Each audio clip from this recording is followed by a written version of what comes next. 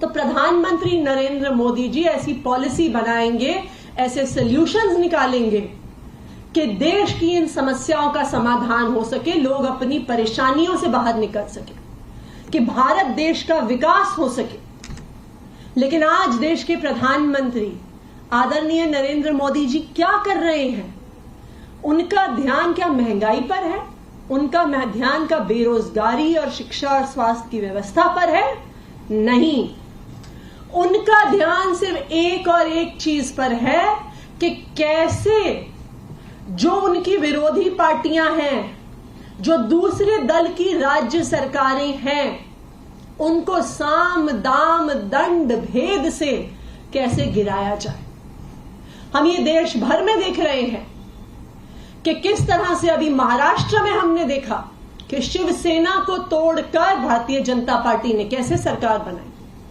हमने उससे पहले गोवा में देखा, कर्नाटका में देखा, मणिपुर में देखा, राज्य दर राज्य में हमने देखा कि किस तरह पार्टियों को तोड़ तोड़कर भारतीय जनता पार्टी अपनी सरकारें बनाने की कोशिश करती है। क्या है भारतीय जनता पार्टी का और प्रधानमंत्री जी का मोडस ऑपरेंडी? क्या है उनका सरकार तोड़ने का तरीका? उनका सरकार तोड़ने का सबसे बड़ा हथियार है उनकी केंद्र सरकार की एजेंसियां। तो क्या फॉर्मूला फॉलो करते हैं प्रधानमंत्री मोदी जी? क्या फॉर्मूला फॉलो करती है उनकी केंद्र सरकार? फॉर्मूला बहुत सिंपल है। जिस पार्टी को तोड़ना है, जिस सरकार को तोड़ना है, जिन नेताओं को तोड़ना है, सबसे पहले उन पर केंद्र सरकार की अलग अलग एजेंसियों को छोड़ दो। उनके ऊपर सीबीआई का केस करो, उनके ऊपर ईडी का केस करो, उनके ऊपर इनकम टैक्स का केस करो, जो भी सरकारी एजेंसी आपके पास है उनका केस करो।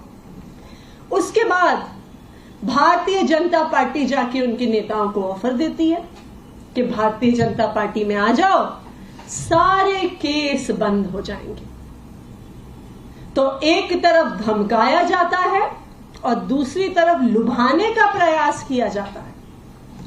हमने देखा कि किस तरह महाराष्ट्र में भी यही हुआ कि महाराष्ट्र की रूलिंग कोalition के अलग अलग नेताओं पर सीबीआई के, ईडी के तरह तरह के केस हुए और फिर उन केस की धमकियों को यूज करके शिवसेना के विधायकों को तोड़कर एक नई सरकार बना दी गई, जिसमें एक शिवसेना के फॉर्मर एमएलए अब चीफ मिनिस्टर बन गए। दिल्ली में भी आज यही करने की कोशिश करी जा रही है। जो ये केस दिल्ली के उप मुख्यमंत्री मनीष सिसोदिया जी पर हो रहा है, ये भी एक कोशिश है आम आदमी पार्टी की, अरविंद केजरीवाल जी की सरकार को तोड़ने की। मनीष सिसोदिया जी पर सीबीआई का केस होता है, 14 घंटे की रेड होती है, उस रेड में कुछ नहीं मिलता, लेकिन फिर भी अगले दिन खबर प्लांट हो जाती है कि अब जैसे सीबीआई ने एफआईआर करी है, अब ईडी को केस दिया जाएगा और ईडी का भी केस चालू होगा। जैसे ही सीबीआई की एफआईआर की, ईडी की एफआईआर की एक तरह से धमकियां आती हैं, दूसरी तरफ भारतीय जनता पार्टी के नेता